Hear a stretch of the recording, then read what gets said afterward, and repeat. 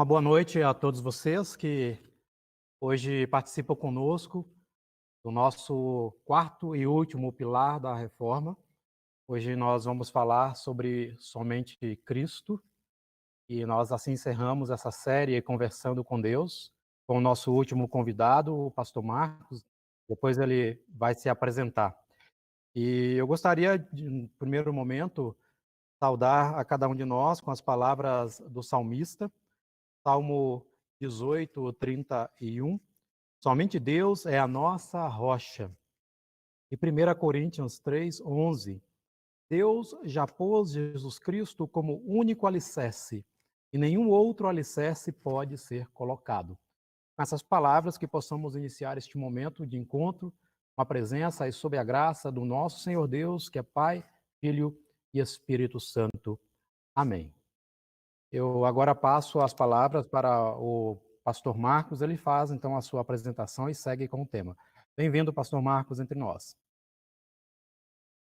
Obrigado, Luciano, obrigado quem nos acompanha, pessoas que a gente revê depois de um certo tempo e também faz memória da caminhada que se pode ter com vocês. Meu nome é pastor Marcos Jair Ebeling, sou nascido e criado em Santa Catarina, na Faculdade Zeste e trabalhei junto com a comunidade em Campinas por 10 anos e desde o ano passado, então, na função de pastor sinodal do Sínodo Sudeste. E com alegria e gratidão, a gente se reúne com vocês para esse momento de partilha, para esse momento de conversa, para esse momento de diálogo. Por sobre esse quarto pilar da reforma, eu preparei algumas telas e eu vou compartilhar com vocês e a partir delas nós então podemos conversar. Num primeiro momento eu faço uma apresentação e depois nós dialogamos. Pergunto, vocês conseguem ver a tela? Sim, estamos vendo sim. Tá, ótimo.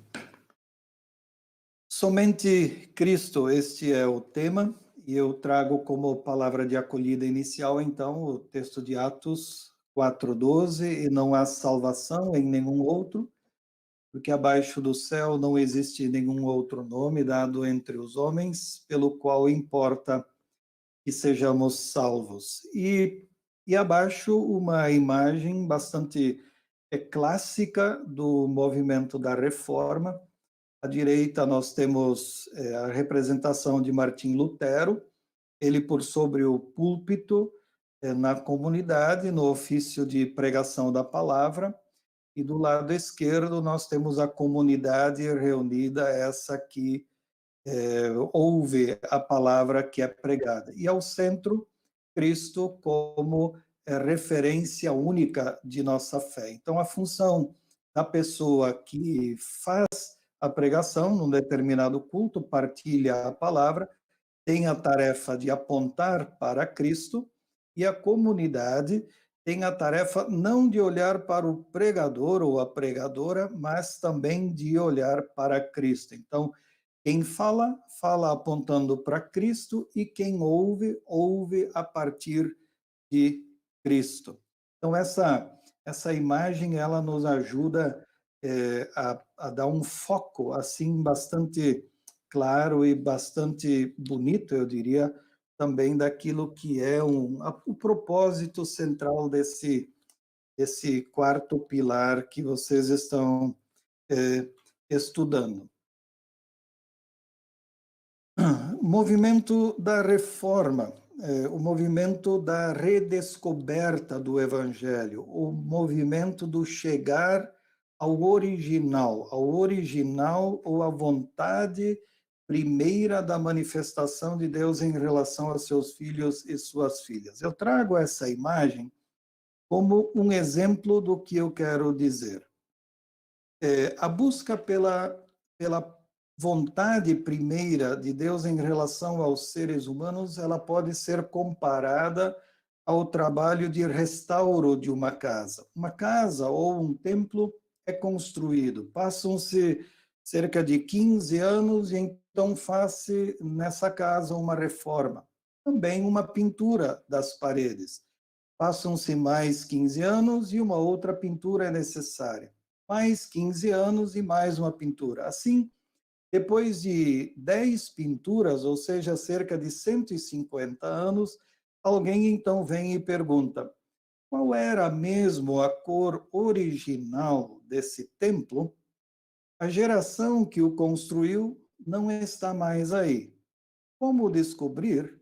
Então é preciso fazer um trabalho de restauro. Isso significa, com cuidado, tirar camada por camada de tinta que foi sendo acrescentada para chegar na primeira camada, na cor original. Então, o que a gente percebe com tinta na parede, os reformadores e reformadoras fizeram com o texto bíblico. Perguntaram-se o que é a vontade primeira de Deus com as pessoas. Essa vontade passa por quais temas? E como podemos descobri-la? Então, foram tirando as camadas que a gente pode chamar de versões que foram sendo criadas para chegar naquilo que é a vontade original de Deus. Entre os temas-chave e principais que reformadores apontaram como sendo os principais, os originários da revelação da vontade de Deus estão graça, fé e escritura, que vocês já viram, e um quarto que é o pilar, o pilar central, o somente Cristo. Esse restauro para chegar na originalidade, na manifestação primeira da vontade de Deus.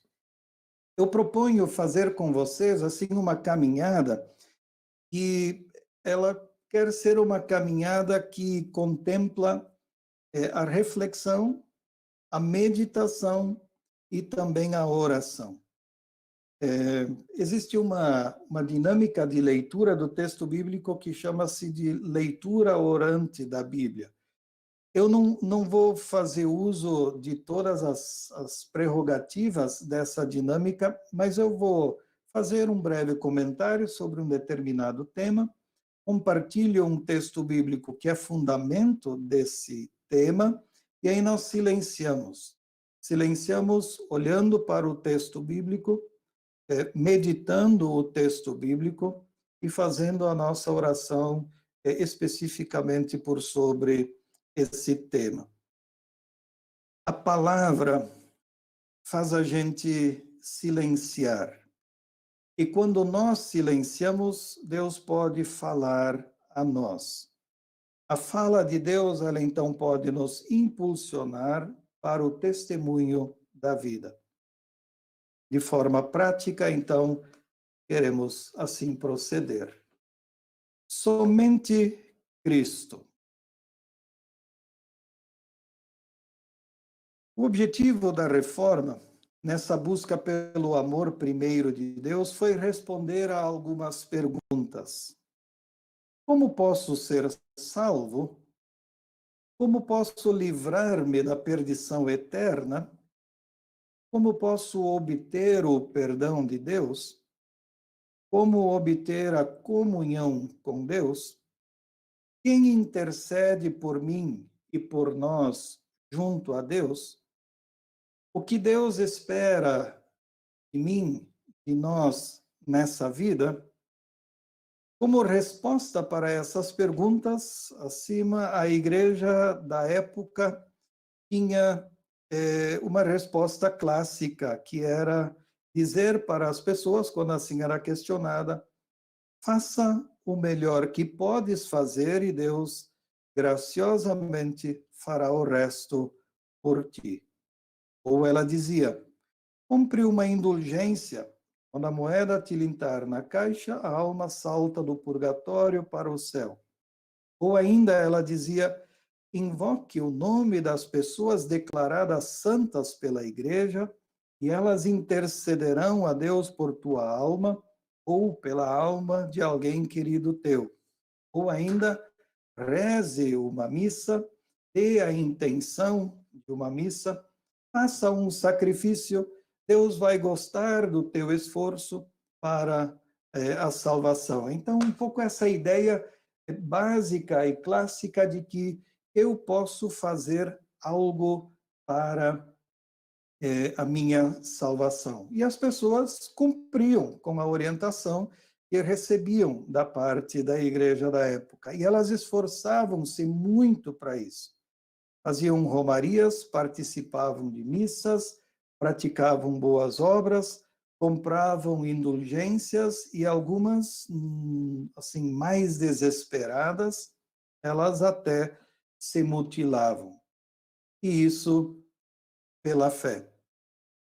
Mas as pessoas também se perguntavam: poxa, eu estou fazendo uma série de coisas, me esforçando ao máximo, fazendo exercícios de fé vários, como eu posso finalmente saber que eu fiz o suficiente para merecer a graça eterna de Deus?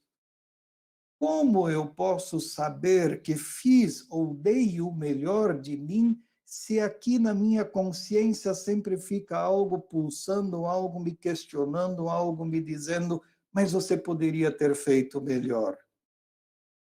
Ou ainda se questionavam, será que Deus, lá na hora decisiva, vai ser misericordioso mesmo? Será que ele não vai ser esse juiz maldoso, pronto a me castigar? As pessoas, elas tinham medos, angústias, ouviam uma orientação da igreja da época, seguiam essa orientação, bastante à risca, e ainda assim não conseguiam paz para a alma e para o coração. Perguntas acerca de Cristo colocam as pessoas em movimento. Então, fazer perguntas é sempre uma estratégia pedagógica muito boa. Quando as pessoas assim se sentem no seu limite e não sabem mais para onde ir, entram os reformadores, e a vida de Martim Lutero, ela é um exemplo disso. Os reformadores e o movimento da reforma, então, falam da redescoberta do evangelho, a vontade primeira de Deus com a humanidade. E a reflexão deles tira do centro da fé a ação humana. Eu faço boas obras, eu mando rezar uma missa, eu faço e participo da romaria, eu peço para o anjo interceder a Deus, eu pago pelo meu perdão. Então, essa dinâmica da fé centrada no eu, centrada na ação humana, os reformadores tiram esta perspectiva e colocam como centro da fé Jesus Cristo. Entendem que dizer somente Cristo é recuperar a centralidade de Cristo na vida de fé e também na vida da igreja. E mais, entendem que Cristo é a grande chave de leitura do texto bíblico. E Lutero radicalizou isso, dizendo, em referência a uma época festiva muito bonita, que é a época do Natal. Ele dava como exemplo, dizendo algo mais ou menos assim: ou vês o Cristo criança deitado na manjedoura, ou terás somente a palha. Parafraseando esse exemplo de Lutero, podemos dizer: ou encontras Cristo na leitura do texto bíblico, ou terás somente letrinhas. Redescobrir Cristo, permitir que ele seja o centro da fé, dá um novo sentido à vida e aos conceitos da igreja da época, e por extensão nós podemos dizer ainda hoje. Vamos agora exercitar isso. O que significa, na prática, vivenciar uma fé, seja nessa vida ou na esperança do transcendente, que não tem como centro eu e aquilo que eu posso fazer, mas tem como centro Cristo. E então eu elenquei uns 5 ou 6 temas, eu aponto eles e nós meditamos e oramos por cada um deles. O primeiro tema que eu quero, então, apontar para vocês é a perspectiva da salvação. Somente Cristo salva. Pastor Luciano, quando acolheu o grupo e nos acolheu à noite, falou do Cristo como único fundamento. Havia, na igreja da época, uma compreensão de que as pessoas podiam fazer algo para a sua própria salvação. Eram as boas obras ou mesmo as muitas missas que eram rezadas, elas estão neste contexto, fazer algo pela sua salvação. As pessoas entendiam que deveriam fazer, então, sacrifícios com o objetivo de sensibilizar Deus, para diminuir a ira de Deus, para ganhar a simpatia de Deus, e então Deus, sensibilizado, não iria ser aquele juiz implacável, sanguinário, disposto a mandar as pessoas para o inferno eterno. A ideia era: eu faço um sacrifício e Deus vai levar esse sacrifício em conta e agir com benesses em meu favor. Os reformadores, então, dizem diante desta prática: não. Deus não se reconcilia conosco por causa daquilo que nós fazemos, mas por causa daquilo que Jesus Cristo fez por nós na cruz. A reconciliação e a salvação não são fruto da nossa ação, mas da ação de Deus em Jesus Cristo por nós.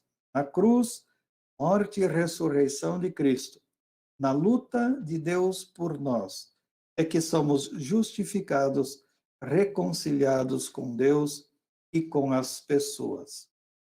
Agora sim, agora nós vamos fazer uma pequena parada, uma pequena pausa, ler o texto de Atos 4:12, que diz: "E não há salvação em nenhum outro, porque abaixo do céu não existe nenhum outro nome dado entre os homens pelo qual importa que sejamos salvos."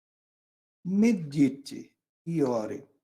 O que significa para você dizer somente Cristo salva? Tire um tempo para isso.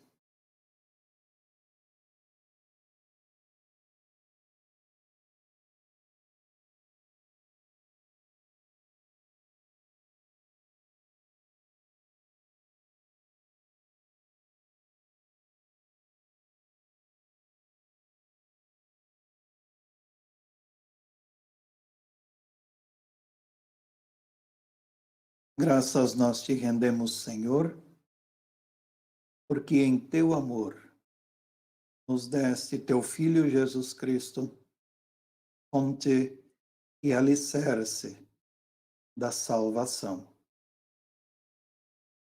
Muito obrigado, Senhor, por assim agires em nosso favor. Amém. Um segundo tema. Somente Cristo perdoa. Perdão não é uma autoproclamação. Eu me perdoo a mim mesmo. Nem conquista de obras meritórias. Fiz um monte de coisa e por isso mereço ser perdoado. Perdão também não pode ser comprado pelo mérito dos santos. Sim, dizia-se que os santos eram tão santos que não precisaram de toda a santidade para serem salvos. O excedente da santidade poderia ser comprado. Logicamente, esse produto era administrado pela igreja. Os reformadores, então, redescobrem que Cristo, ao morrer na cruz, toma sobre si o nosso pecado, morre por ele. E nós, pelo batismo, morremos com Cristo.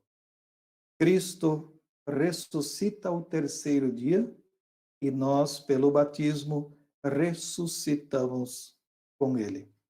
Cristo leva nossa culpa, nosso pecado e nos deixa em herança o perdão, a vida e a salvação. Medite e ore nestas duas palavras. Isaías 53, verso 6, que diz: Ele morreu em nosso lugar para manifestar a sua graça e justificar de todo pecado aquele que crê. E de Romanos, capítulo 5, verso 18, pois assim como por uma só ofensa veio o juízo sobre todos os homens para condenação, assim também por um só ato de justiça, a cruz de Cristo, veio a graça sobre todos os homens para justificação de vida. O que significa para você dizer somente Cristo perdoa?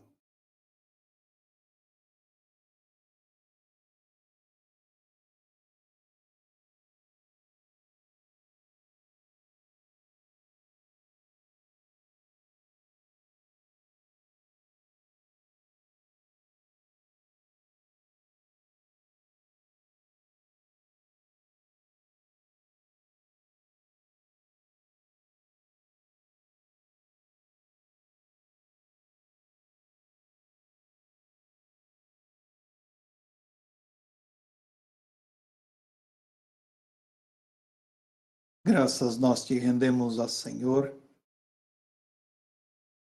porque dos muitos pecados, erros e falhas que cometemos a cada novo dia, tu nos resgatas com tua misericórdia, com teu amor.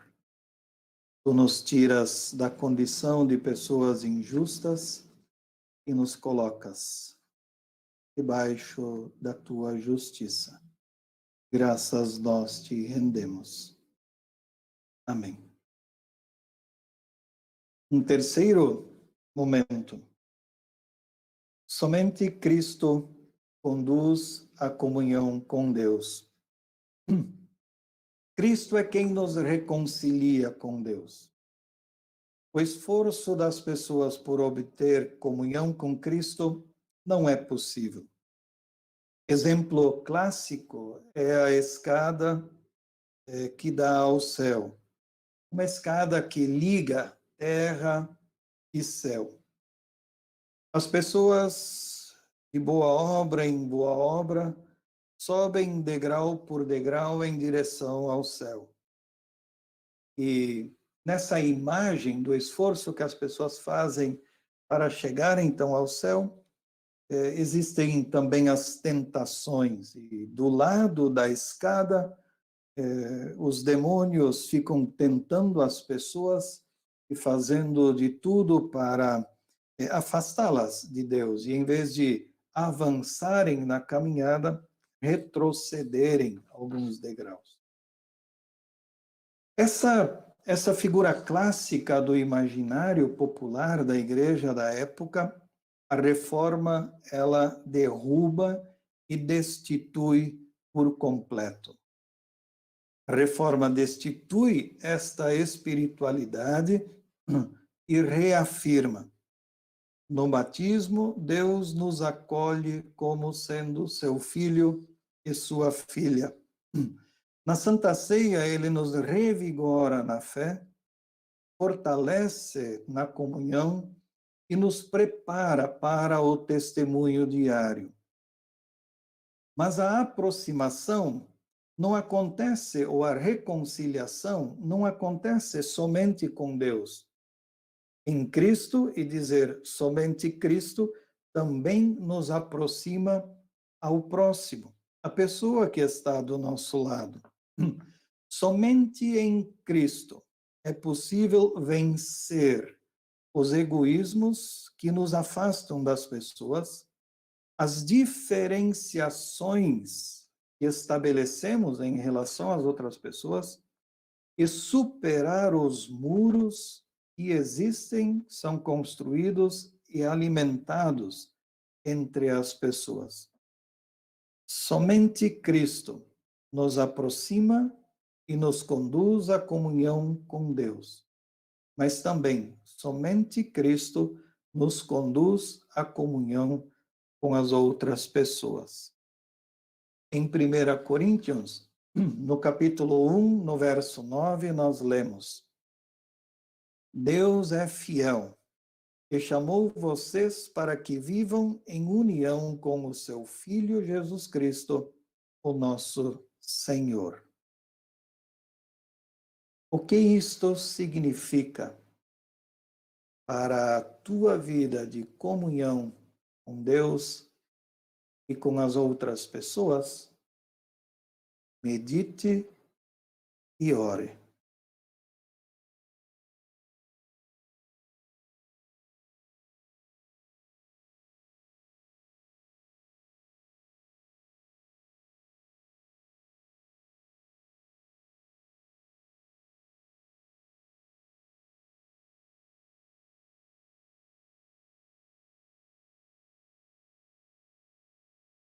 Graças nós te rendemos, ó Senhor, porque nos fizestes teus filhos e tuas filhas e nos criaste como seres sociais. Nós precisamos viver e conviver com outras pessoas. Sozinhos e sozinhas não podemos. Distanciados de ti, ó Senhor, agiste pela reconciliação. Que nossa fé em ti nos aproxime e nos reconcilie com as pessoas que vivem ao nosso redor. Une-nos em ti, ó Senhor. Amém. Um outro tema que eu quero comentar, compartilhar e animar vocês à meditação e à oração é este. Somente Cristo intercede por nós junto a Deus. A igreja da época estava fortemente alicerçada na figura dos santos. Santos, entendido como pessoas especiais, boníssimas nesta vida e por sua bondade, então, salvas. Eram reconhecidas nesta sua santidade em vida pela igreja. A elas era atribuída a capacidade de interceder junto a Deus em favor das pessoas. A reforma, ela não acolhe esta ideia. A reforma e os reformadores reconhecem a bondade dessas pessoas em vida. Por essa bondade, são-nos exemplo de fé, inspiração para a vida de fé. Porém, seu limite está no papel de intercessão e de salvação junto a Deus. Nisto, intercessão e salvação são tão dependentes da graça de Deus como todas as outras pessoas. Nós cremos, e isso nós falamos em todos os cultos no Credo Apostólico, nós cremos a comunhão dos santos. Não é uma comunhão celestial de pessoas com uma fé superior, mas a comunhão das pessoas que o Espírito Santo reúne por crerem em Cristo e partilharem da fé do Cristo em comunhão comunitária, ou seja, a comunhão dos santos e das santas é o grupo de pessoas que o Espírito Santo leva para a igreja, conforme Lutero, por crerem em Cristo. Ela, portanto, se concretiza na vivência comunitária. Medite e ore. A partir de 1 Timóteo, capítulo 2, os versículos 5 e 6. Pois há um só Deus e um só mediador entre Deus e os homens, o homem Cristo Jesus, o qual se entregou a si mesmo como resgate por todos. O que significa isto para a tua vida? Crer de que somente Cristo intercede por nós junto a Deus? Ore, medite.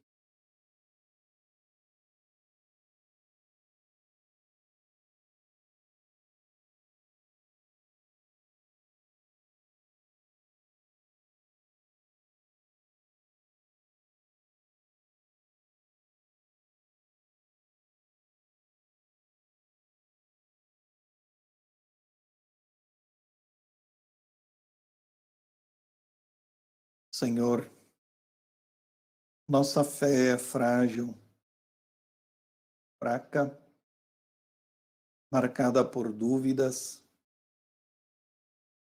e muitas vezes encontra outros focos e alicerces que não tu somente. Graças nós te rendemos, ó Deus da misericórdia, porque nos dás teu Filho Jesus Cristo, que está junto a ti e intercede em nosso favor nas nossas fragilidades. Amém.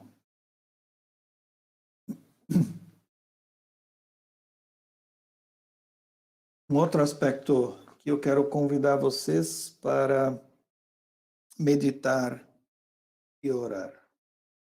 Dizer somente Cristo é reconhecer de que somente Cristo é o caminho que nos leva a Deus.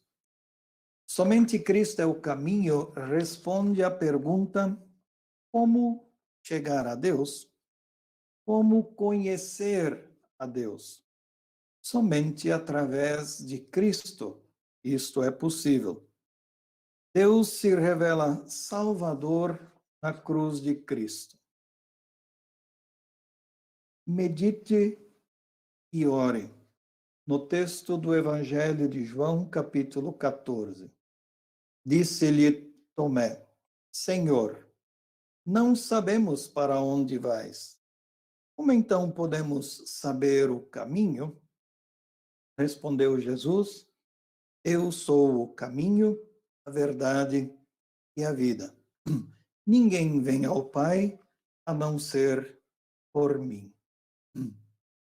O que significa isto para você? Em meio às muitas filosofias de vida, em meio às muitas propostas que prometem aproximar as pessoas de Deus, dizer somente Cristo é o caminho. Medite e ore.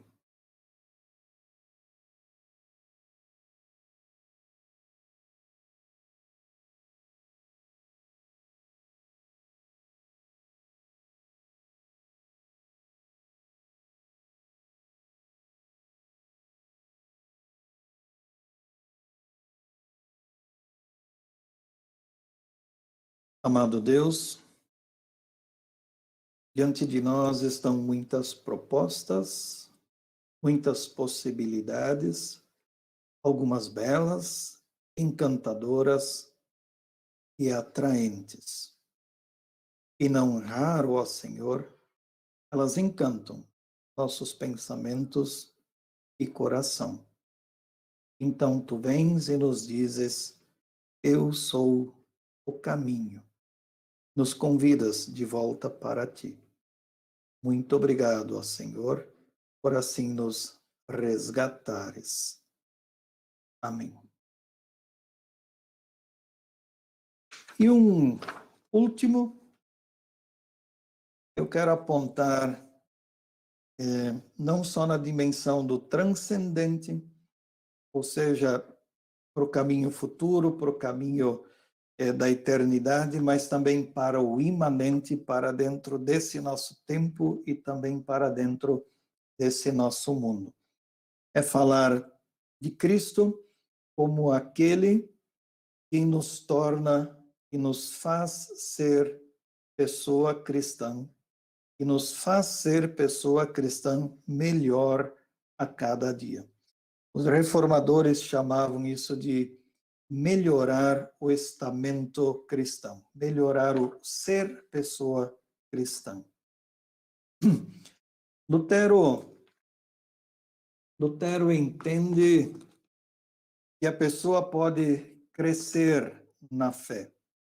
Ela pode amadurecer a cada dia um pouco mais na fé, na misericórdia, na justiça, no amor ao próximo. Isso ele chama de melhorar o estamento cristão, melhorar o ser pessoa cristã.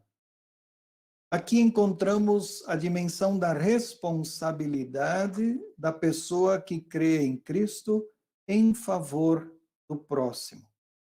Sua responsabilidade não consiste em buscar a própria salvação, mas renascer em Cristo para dentro desse mundo onde Deus te coloca para viver. Lutero concebe que o mal provoca o caos entre nós, e o mal é vencido pela pregação da palavra e pelo testemunho das pessoas cristãs. É a pregação da palavra que ordena e reordena o caos e faz com que este mundo de novo permaneça ou pareça-se com a boa criação. Quando alimentas famintos, dás de beber aos sedentos, perdoas os inimigos, dás roupa a quem precisa, ages por amor. Nós lemos, e eu fiz então um recorte do texto, em Mateus 25, 37 a 40, o texto ele é naturalmente mais extenso, leiam-no na íntegra depois. O recorte que eu fiz diz o seguinte: Então os justos lhe responderão dizendo: Senhor, quando te vimos com fome e te demos de comer, ou com sede e te demos de beber? E quando te vimos estrangeiro e te hospedamos, ou nu e te vestimos? E quando te vimos enfermo ou na prisão e fomos ver-te? E respondendo o rei lhes dirá: Em verdade vos digo que quando o fizestes a um destes meus pequeninos irmãos, a mim o fizestes. Medite e ore.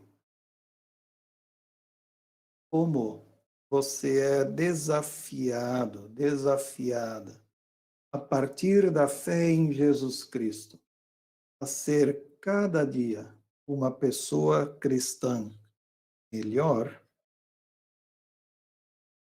medite e ore.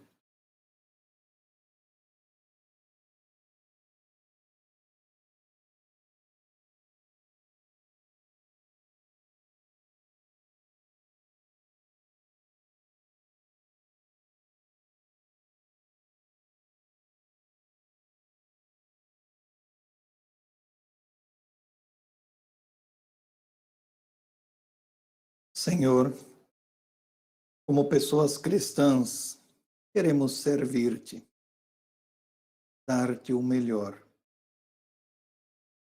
Mas nos esquecemos que tu não precisas das nossas boas ações. Quem precisa da nossa bondade, da nossa misericórdia, das nossas boas ações, são as pessoas que vivem do nosso lado. Torna-nos, ó Senhor, pessoas melhores a cada novo dia.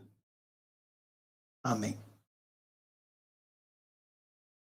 Eu agora paro aqui, Pastor Luciano, e nós podemos então ter ainda um tempo, assim eu me imagino, para um diálogo e partilhas de experiências entre nós. Muito grato pela atenção de cada um e cada uma de vocês. Nós aqui agradecemos por trazeres um tema tão pertinente para a nossa atualidade e, em especial, que nós sabemos que todos esses pilares que nós temos visto até agora, eles têm suas estruturas muito abaladas também nos dias atuais. E quando a gente ouve a questão que tu traz para nós sobre a questão do somente Cristo que salva, que perdoa, que possibilita a unidade, que é intercessor, que é o caminho, que nos aperfeiçoa enquanto cristãos, nós vamos perceber que dentro do meio evangélico ainda há uma certa dificuldade também de compreender esse somente Cristo diante de tantas atitudes que nós temos visto por aí. Agora, esse tempo é um tempo de diálogo, de perguntas, de repente de colocações que nós queremos colocar à disposição daqueles que estão aqui, tanto na sala, quanto também aqueles que nos acompanham pelo YouTube. Se tem alguma pergunta a fazer, podem fazê-la, que eu estou aqui acompanhando e repasso também para o pastor Marcos. Gostaria de abrir a palavra para os nossos participantes.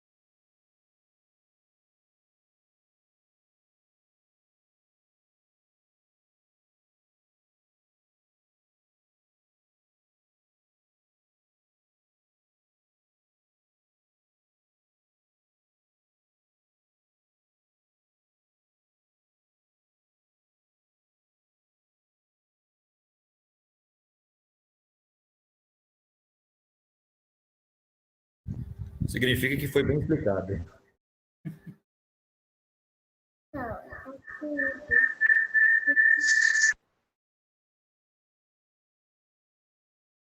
Bom, de repente eu jogo uma pedra inicial, aí depois eu gostaria também que vocês se motivassem a interagir. Lutero, ele retirou uma pedra de alicerce para a dita fé da sua época, que é ter Cristo não como o principal interlocutor entre as pessoas, né? E as pessoas naquela época tinham muito mais as ações humanas e as outras pessoas como grandes interlocutores, tanto vivos quanto mortos, né? Que a maioria das pessoas, principalmente os príncipes e aqueles que tinham mais condições, colecionavam relíquias importantes para a fé, tendo essas relíquias como intermediários, né, entre as suas devoções a Deus. Então Lutero ele tirou esse alicerce, né, da intercessão humana com relação a Deus. E quando a gente percebe que isso possa e veio a criar de fato um grande abalo na fé na sua época, como diríamos hoje também, nesses dias atuais, como é que segue esta fé? Será que esse somente a Cristo que Lutero ele tanto cutucou na sua época para que as pessoas compreendessem melhor a sua relação de fé com Deus, será que tem sido vivido com certa clareza nos dias atuais? E agora, olhando principalmente para o nosso ambiente tão diversificado do evangelismo, né, dos evangélicos?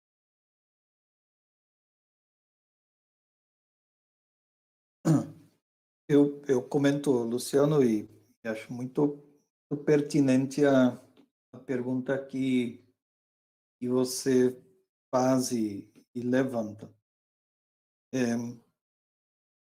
As pessoas não deixaram de ter elementos mediadores entre Deus e as pessoas. Talvez isso até seja uma uma pequena necessidade ou uma grande necessidade humana. O suficiente é efetivamente você dizer e ter essa maturidade, essa consciência de fé, no sentido de dizer, eu não preciso de nada que me faça lembrar ou medie a fé entre Deus e eu, ou entre Deus e nós. Mas na prática, de fato, nós não vemos isso ser assim. Pessoas, elas carregam consigo, por vezes, algo como que um amuleto, ou ganha o sentido de um amuleto, algo em quem, ou no que elas até depositam uma certa confiança, ou tem dentro das suas casas algo simbólico nesse sentido. E, por vezes, em algumas denominações cristãs, até o texto bíblico ganha um status tal de que ele deixa de ser a transmissão da palavra de Deus para se tornar, como dizia Lutero, um novo papa, uma nova referência absoluta, né? Então, deixa de ser de ser o espírito vivificador. As pessoas precisam de amuletos e bengalas. Martim Lutero entendeu isso. E ele, quando falou da liturgia do seu tempo, e da missa do seu tempo, quando ele repensou a missa que era celebrada e construiu ou edificou a liturgia de culto que nós conhecemos, falando dos elementos que então deveriam ficar e dos elementos que deveriam ser tirados, ele tentou simplificar isso por um lado, dizendo assim, olha, se ficar o louvor e a palavra, com o sacramento é o suficiente. Mas as pessoas, elas precisam de mais do que isso. Elas precisam de ritos litúrgicos para que sejam aproximadas de Deus. E ele chamou esses ritos litúrgicos de bengala. Bengala. O ideal é de que as pessoas consigam efetivamente caminhar sem bengalas e vivenciar plenamente a sua fé sem bengalas, sem amuletos, sem nada que faça essa mediação entre Deus e elas. Mas, diz ele, mas, sabemos que nem todas as pessoas conseguem isso. E para essas pessoas que não conseguem isso, a bengala, ela vai ajudá-las a caminhar. Então, essas bengalas, vamos chamá-las assim, como facilitadores da aproximação das pessoas e Deus e de Deus com as pessoas. Quem vem do mundo da arte e quem entende um pouco da arte e dos símbolos, sabe que efetivamente esse é o papel dos símbolos. Os símbolos, eles não têm uma finalidade em si, eles sempre remetem a algo ou remetem a alguém. Então, a ação simbólica ou os símbolos dos quais a gente dispõe sempre remetem a algo ou alguém. E como símbolo, eu vou me referir à cruz, como um símbolo. A cruz em si e por si só são dois pedaços de madeira sobrepostos. Não mais do que isso. Mas, como símbolo, não se para a reflexão na madeira. Nos leva para além da madeira e nos leva para dentro da dimensão do que ela significa e representou em Cristo Jesus. Então, como símbolo, como elemento simbólico, nos remete à essência da fé de Jesus Cristo. Assim também com todos os elementos simbólicos. Então, entendo e percebo, Luciano, de que a tarefa das comunidades cristãs, ela é sempre mais trabalhar no sentido de ajudar as pessoas para que elas deem, como diz um pastor nosso, daí a CLB, o Gottfried Brackemeyer, para que as pessoas deem razão da sua fé, ou seja, para que as pessoas efetivamente saibam o que creem, por que creem e por que celebram dessa forma, sem precisar de mediadores simbólicos nesse caso.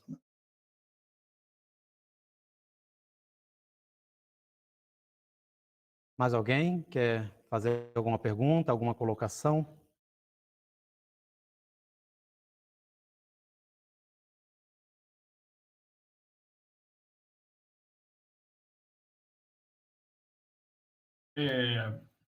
Boa noite a todos.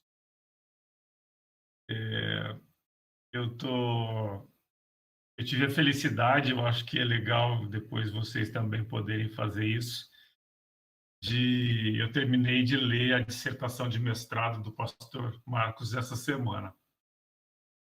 E tem trechos aqui muito interessantes, e nessa parte de Cristo eu vou salientar um aqui, que inclusive eu falei para ele que eu vou escrever para ele sobre isso.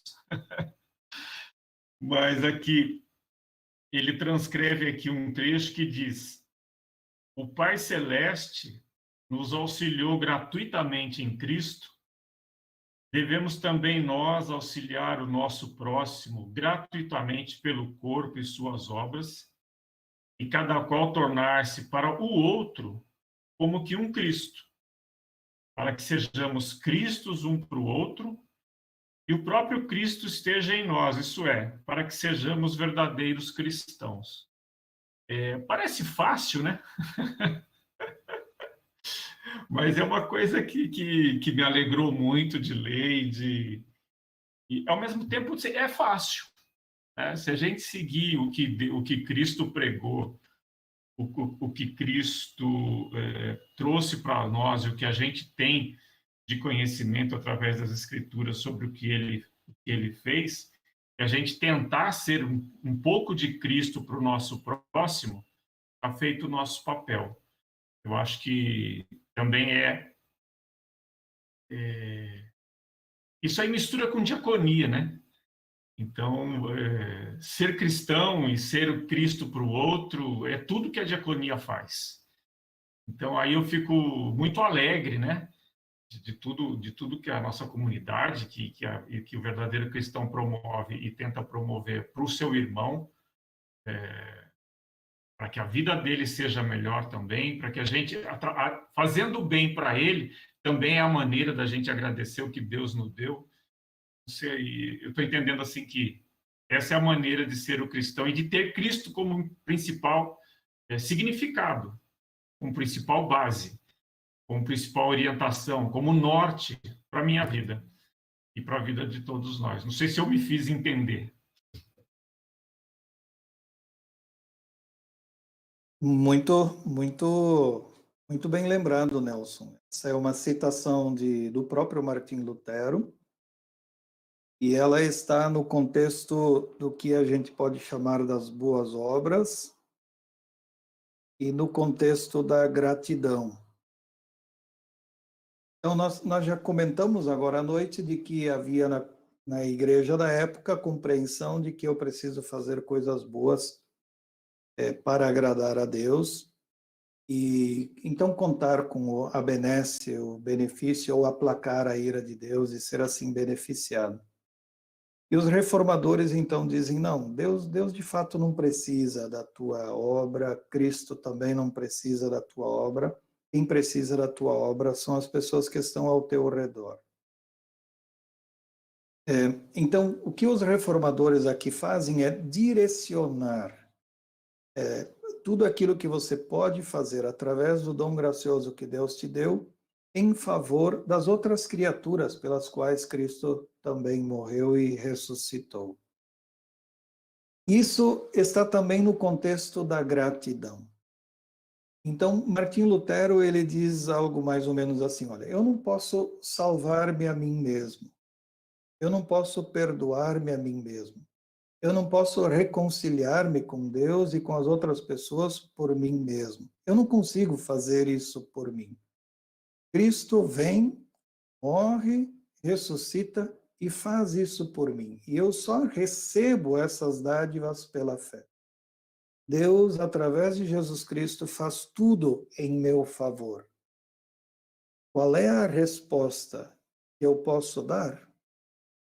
Olha, a melhor resposta que eu posso dar é fazer em favor das outras pessoas exatamente aquilo que Deus fez por mim. Essa é a resposta de gratidão. Porque eu fui ajudado, eu vou ajudar as outras pessoas.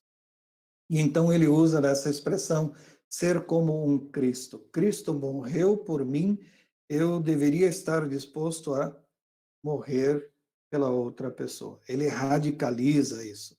Claro que ninguém de nós vai pedir para que vocês ou as outras pessoas cheguem a esse ponto de se ofertarem em sacrifício por alguém. A gente sempre tem outros jeitos, outros modos e outras maneiras de fazer, mas não perder essa ideia-chave ou essa motivação-chave de porque eu fui ajudado, a minha resposta de gratidão só pode ser essa de ajudar alguém outro. E quem eu vou ajudar? Quem? Aí nós conversamos, eu lembro já em outros momentos, daquelas receitinhas de bolo que Martinho Lutero dava. Ele dizia assim, ajude por primeiro as pessoas dentro da tua casa. Se dentro da tua casa todas as pessoas estão bem, significa que ninguém de fora precisa vir se dedicar ao cuidado da tua casa. Então, cuida das pessoas da tua casa. Bom, tua casa e dentro da tua casa as pessoas estão bem cuidadas, então cuida da tua família maior. Dos teus tios, das tuas tias, dos teus primos, dos teus avós e assim por diante. Se você, então, cuida destas pessoas, parentes próximos, alguém outro não precisará fazer isso por você.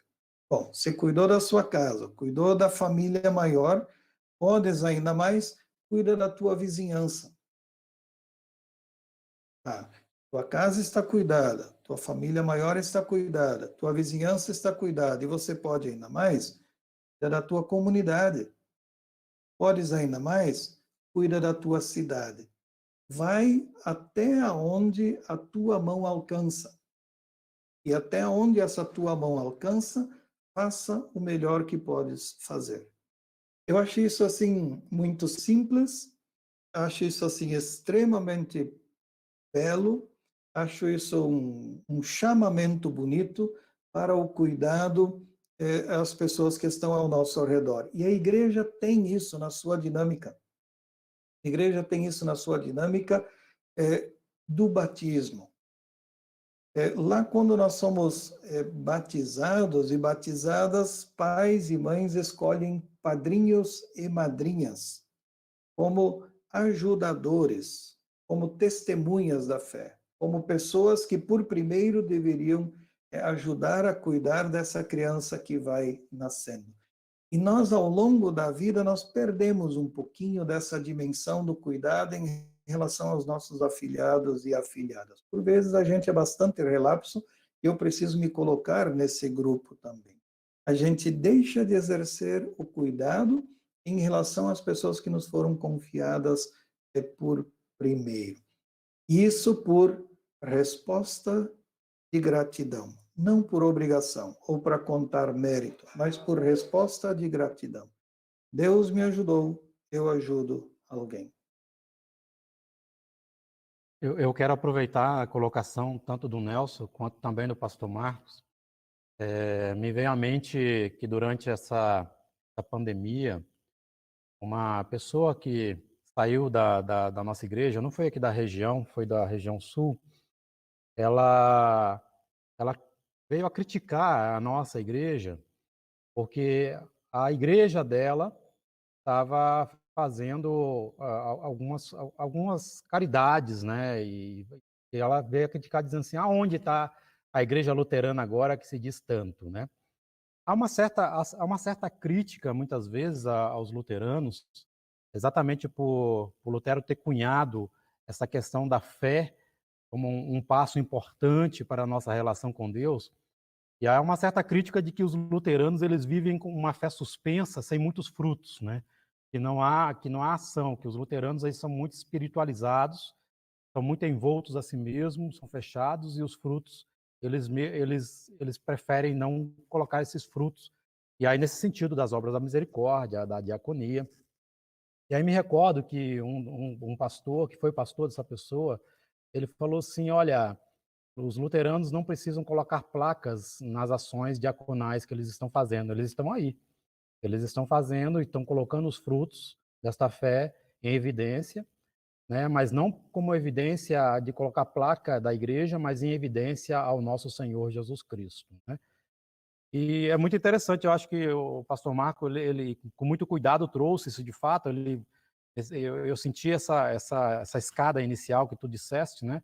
De mostrar primeiro uma relação de espiritualidade profícua com Cristo, que é importante para a nossa fé, mas não somente uma espiritualidade com Cristo, mas em Cristo com as outras pessoas. Aí foi esse final que tu trouxeste aí, a questão do aperfeiçoamento cristão.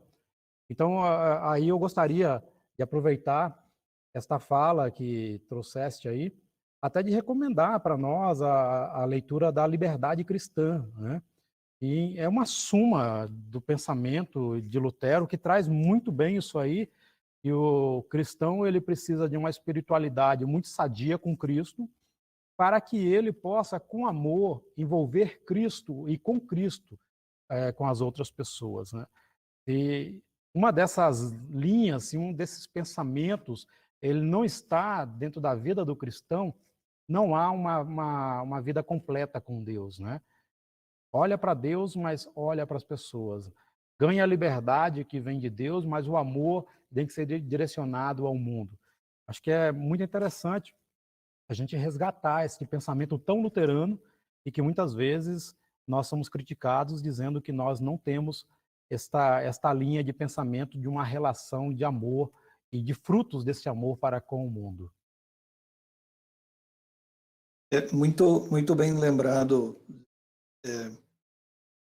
A dimensão daquilo que a gente faz, Luciano, ela é múltipla. E quando alguém faz uma crítica nesse sentido, talvez ela até seja um tanto quanto justa, né? Se nós olharmos do ponto de vista da caridade, talvez nós luteranos e luteranas não sejamos ou não estejamos entre os mais caridosos cristãos e cristãs. Mas eu queria dizer também de que existem muitas formas de viver um sacerdócio e de ajudar alguém. Uma delas é através da caridade, no sentido de dar a esmola ou algum dinheirinho para alguém que está pedindo no semáforo. Outra forma é praticar diaconia, como o Nelson falou, seja através da diaconia comunitária, como a comunidade de Campinas o faz, ou através da diaconia institucional, quer dizer, criar uma instituição que cuida ou de crianças, ou de adolescentes, ou de idosos, então prestar um serviço para a sociedade. São maneiras, eu vou chamá-las assim, igrejeiras, dentro da igreja, de você prestar solidariedade e fazer uma caridade. Mas nós não separamos, como comunidade luterana ou como fé luterana, aquilo que cremos daquilo que fazemos nas outras dimensões também. Então, quando alguém é professor ou professora numa escola e faz isso não em troca tão somente de um salário, mas por vocação, e você percebe essa dimensão diferenciada daquilo que faz na educação de um jovem e cresce com valores, essa é uma obra diaconal que nós não costumamos computar. Ou quando nós temos pessoas que lidam com empresas, são empresárias, e são absolutamente éticas naquilo que fazem, e pelo fato de serem absolutamente éticas naquilo que fazem, não geram um dano à sociedade, veja, são frutos que são rendidos que nós costumamos não contabilizar. Então, quando nós abrimos um pouco o leque em relação àquilo que as pessoas fazem lá dentro do templo, ou na dimensão específica daquilo que nós chamamos de uma religiosidade, que a gente pode dizer igrejeira, porque ela está vinculada à igreja, para uma dimensão da fé que nos molda, do Cristo que está conosco em todos os momentos e em todos os espaços da vida, quando essa obra ela se mostra e ela se revela e a gente contabiliza isso, elas serão, como diz o Salmo, incontáveis. Elas não poderão ser contadas. Elas brotarão às centenas. E talvez esteja aqui um desafio nosso, no sentido de perceber que essa dimensão ela está colocada e que as pessoas desenvolvem ela no seu dia a dia como forma e vocação. E isso é diferente. Isso é diferente. Então, penso e creio que aqui a Igreja Luterana rende grandes e belos exemplos. Ela rende grandes e belos exemplos também naquilo que é a organização comunitária que ela tem. E aí eu falo especificamente em relação, e esse é um problema do nosso tempo, das igrejas do nosso tempo, em relação à sua administração e finanças. A transparência que existe. A coisa mais difícil é nós vermos uma comunidade luterana ser acusada de falta de transparência nas finanças dela. Quantos exemplos nós temos em outras igrejas? Esse é um testemunho que se rende para a sociedade. Numa sociedade ou num país com governos onde todo dia nós temos notícias de corrupção, notícias de boa administração e de administração ética, elas justamente podem ser o contraponto. E isso é feito pela fé, por motivação de fé, porque Cristo molda o nosso ser. A razão primeira é a fé. A razão segunda é a consequência do que Cristo faz através de nós, e nós vemos isso espelhado em uma centena de outros espaços.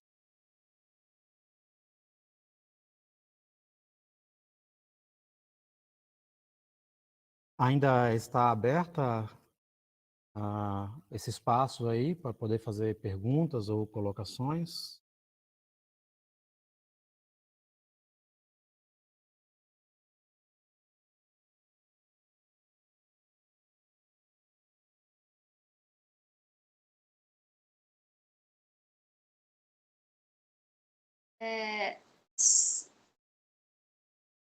Queria só ver qual a sua opinião, Pastor Marcos, no sentido de que a gente está vivendo uma pandemia, né? É uma situação que a gente vive em conjunto, né?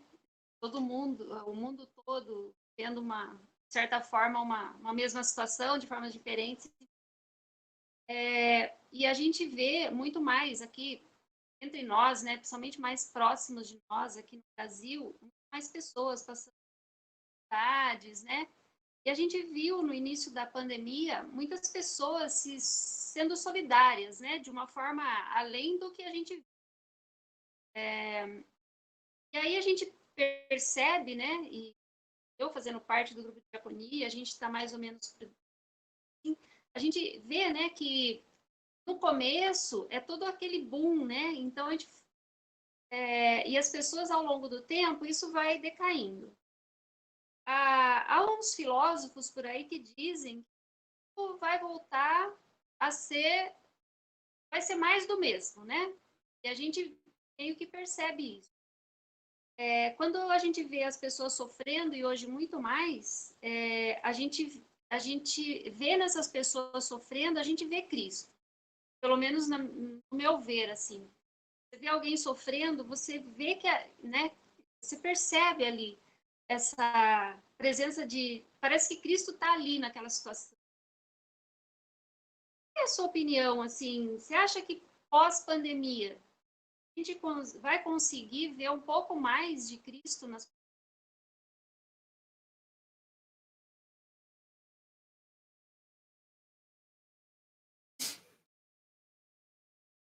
Roseli, você podia ter feito uma pergunta mais fácil, né? A gente não tem ideia de como vamos sair da pandemia. A gente não sabe, não temos ideias. A pandemia, desde março, eu vou dizer assim, cada dia é uma situação nova, cada dia é uma circunstância nova, e de semana em semana as coisas mudam e são assim muito dinâmicas. Eu vou fazer alguns comentários, eles podem ajudar nessa reflexão. E eu vou me referir em 3 momentos assim diferentes. Primeiro deles, quando você fala assim, olha, no início da pandemia, a solidariedade, ela explode, ela assim explodiu, e de repente ela também foi assim minguando, diminuindo, etc. Isso tem diferentes razões, eu vou lembrar aqui rapidamente 3. O impacto diminuiu, o impacto sempre ele provoca uma reação imediata das pessoas. Vocês sabem disso em diferentes momentos. Tudo que impacta provoca uma reação de impacto também, porque ela no imaginário das pessoas ela precisa ser equilibrada. Então esse impacto passou. Depois de 7 meses, as pessoas não estão mais impactadas com a pandemia. Elas estão lidando muito mais com um ar de naturalidade. A gente pode dizer isso é bom, ruim, podemos avaliar de diferentes formas, mas isso em si está acontecendo. O segundo aspecto, eu quero dizer assim, talvez as pessoas que no início estavam com disposição de ajudar estejam precisando de ajuda. Há vários estudos que falam dos esgotamentos que as pessoas estão vivendo depois de 6 meses, 7 meses em distanciamento social, em isolamento social. Então, as famílias não se encontram mais como se encontravam. Grupos de amigos e amigas não se encontram mais como se encontravam. Grupos comunitários não se encontram mais como se encontravam. Então, de repente, você tem uma dimensão da solidariedade que se desfez ou ficou fortemente fragilizada em diferentes frentes, e essa dinâmica do virtual, ela não consegue substituir o abraço. Então, vocês podem se imaginar com amigos e amigas, quando você conversa pelo computador ou pelo celular, dizer, é bom, é bonito, mas não é a mesma emoção de estar junto, dar um abraço, ter um sorriso, colher um sorriso e assim por diante. Depois de 6 ou 7 meses, há um bom grupo de pessoas que vive aquilo que psicólogos especialmente chamam de pessoas que estão doentes nas suas emoções e pessoas que estão doentes na sua saúde mental. Então, há um estresse emocional e há um estresse mental, e aquelas pessoas que estavam dispostas a ajudar, agora, de repente, precisam de ajuda. E a igreja tem, ou a comunidade tem um papel extremamente importante. E um terceiro ponto que eu gostaria aqui de lembrar, e ele tem um impacto direto naquilo que é a expressão da solidariedade das pessoas, é o empobrecimento delas. Um bom grupo de pessoas perdeu o emprego, bom grupo de pessoas autônomas não tem mais o mesmo dinamismo de trabalho, não tem mais a mesma receita, não tem mais os mesmos rendimentos, não consegue mais manter o mesmo padrão de vida. Às vezes até as pessoas gostariam de ajudar, mas as circunstâncias não o permitem. Então nós temos também uma situação social que é de empobrecimento em geral da população brasileira, e isso se reflete, isso se espelha em muitos espaços também na solidariedade. Como vamos, então, assim, só para situar ou citar dois ou três pontos. Como vamos sair da pandemia? Eu não sei, Roseli. Eu tenho muito forte para mim, eu também já comentei isso em outros momentos, tem dois filósofos, um é o Leandro Carnal e o outro é o Pondé. Eles emitem opiniões bastante diferentes sobre como vamos sair da pandemia. O Leandro Carnal, ele como historiador, tem uma visão um pouco mais otimista, e ele diz assim: não existe a possibilidade de sairmos da pandemia do jeito como entramos. É algo muito forte, é algo muito intenso, isso tem impactos profundos na vida das pessoas, e pessoas que têm as suas vidas impactadas, ela não há a chance mínima de continuar essa vida como era antes. O impacto provoca transformações. Então, o Leandro Carnal, ele é alguém com base em argumentos históricos, porque essas pandemias e guerras aceleram muitos processos, e a tecnologia é um deles. Ele diz assim: não há como continuar igual. O Pondé já assume uma posição um pouco mais negativa nesse sentido, ou talvez mais realista, quando ele diz algo mais ou menos assim: olha, é verdade, há um impacto bastante forte na vida das pessoas, mas esse impacto não muda, por exemplo, alguns valores que as pessoas cultivam como sendo importantes. Esse impacto, ele diz assim, não muda o egoísmo das pessoas. Esse impacto, ele não muda a dimensão da caridade das pessoas. Esse impacto faz as pessoas serem mais amorosas. Muito pelo contrário, quando surge um remédio, elas correm para a farmácia e dizem: eu primeiro. E nós tivemos exemplos. Então, o Pondé, ele diz assim: olha, não houve uma transformação interna, não houve uma mudança no modo de ser e no modo de pensar das pessoas, e se as pessoas não mudam o seu modo de ser e o seu modo de pensar, elas não sairão diferentes, porque continuarão pensando exatamente da forma como pensavam antes da pandemia, ou seja, eu primeiro.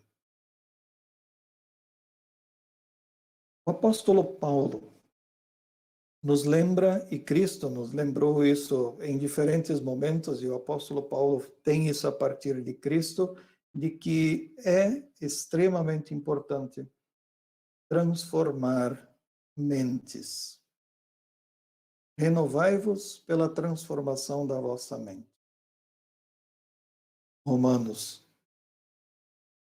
A igreja, ela tem aqui, entendo eu, um papel extremamente importante, na medida em que ela diz de uma forma assim muito clara para as pessoas: entre as muitas alternativas, possibilidades e viabilidades que você tem, primeiro e somente Cristo. Ou seja, o papel de chamar a atenção das pessoas, não no sentido de repreender, mas no sentido de convidar a atenção das pessoas para Cristo. Esse processo de conversão, esse processo de mudança de pensamento, esse processo de mudança de postura em relação às outras pessoas. Aqui, as igrejas, com a sua pregação do Evangelho, e hoje o nosso tema é somente Cristo, aqui as igrejas que apontam para Cristo externam para os seus esse convite à transformação da mente. Penso e entendo que, independentemente das muitas análises que a gente vai fazer, antes da pandemia era assim, durante a pandemia está sendo assim, e depois da pandemia não vai mudar. Não vai mudar o nosso jeito de crer em Cristo, ele continuará sendo o centro da nossa fé. Não vai mudar o convite à ação de misericórdia, e não vai mudar o pedido que Deus nos faz de amar ao próximo. Isso não muda, isso permanece. A palavra de Deus, com a sua essência, ela permanece. Ela ganha um novo sentido a cada novo momento, a cada episódio, a cada nova circunstância que a gente vive. Mas ela não passa. E essas questões ou esses temas-chave que moldam o comportamento da pessoa e a fé da pessoa, estes permanecem. Eram antes da pandemia, são durante a pandemia e continuarão depois da pandemia. Não sei se ajuda, mas te anima a continuar refletindo, Rosê. Grato pela colocação. Nós estamos com o nosso horário já avançado. Acredito que, de repente, alguns tenham curiosidade ou alguma pergunta. Vocês podem também direcionar posteriormente ao pastor Marcos. E eu gostaria agora de encaminhar para o nosso encerramento, primeiro agradecendo ao pastor Marcos por aceitar esse convite e também os outros que participaram conosco, trazendo os temas da reforma referente aos pilares. Agradeço também a presença das pessoas que nos acompanharam, tanto aqui pelo Meet, quanto também pela transmissão do YouTube. E aí, finalizamos agora os pilares da reforma. Espero que tenha sido um mês de muito aprendizado. Todos os nossos encontros, eles estão colocados também nas nossas mídias, postado lá, vocês podem rever lá as palestras, para quem não viu. E gostaria de trazer um momento de oração.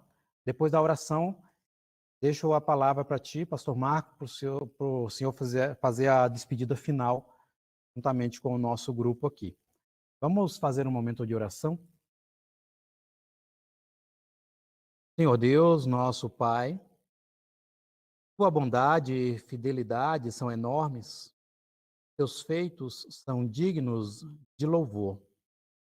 Peço-te que perdoes os meus pecados em ações, pensamentos ou palavras. Cuida de mim esta noite, para que eu possa dormir e repousar em teu santo nome.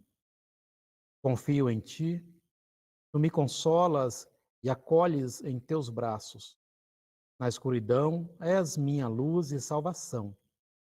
Senhor, quando chegar a minha hora de descansar para sempre, permita que eu adormeça tranquilamente para a vida eterna em Cristo nosso Senhor.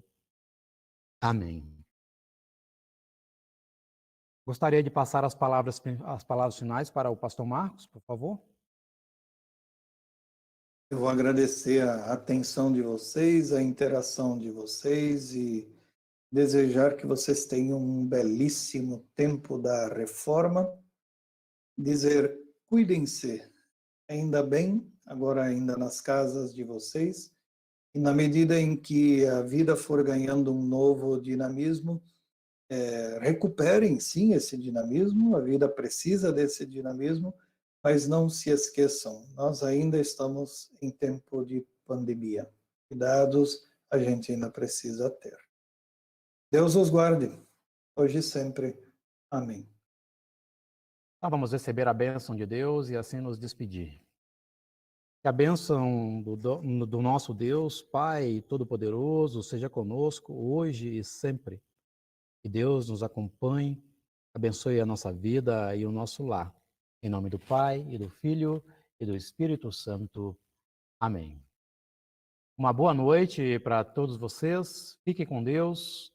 Nos vemos semana que vem nos nossos encontros Conversando com Deus.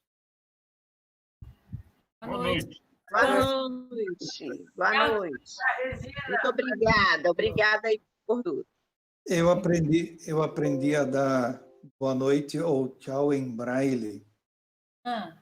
E é assim, muito legal, muito simples, muito interessante. Achei que escrever para as meninas. Leva, elas devem estar escutando aqui em algum lugar, ó. Elas estão aí. Vem cá. Elas estão sentadas aqui do meu lado. Helena. Olha lá, dá uma olhada lá para o pessoal. Oi. Oi. Oi, é a Tainara? Oi, Tainara. Daqui a pouquinho mais para frente, senão vocês vão ficar escondidos atrás do fundo do... Aí, agora apareceu.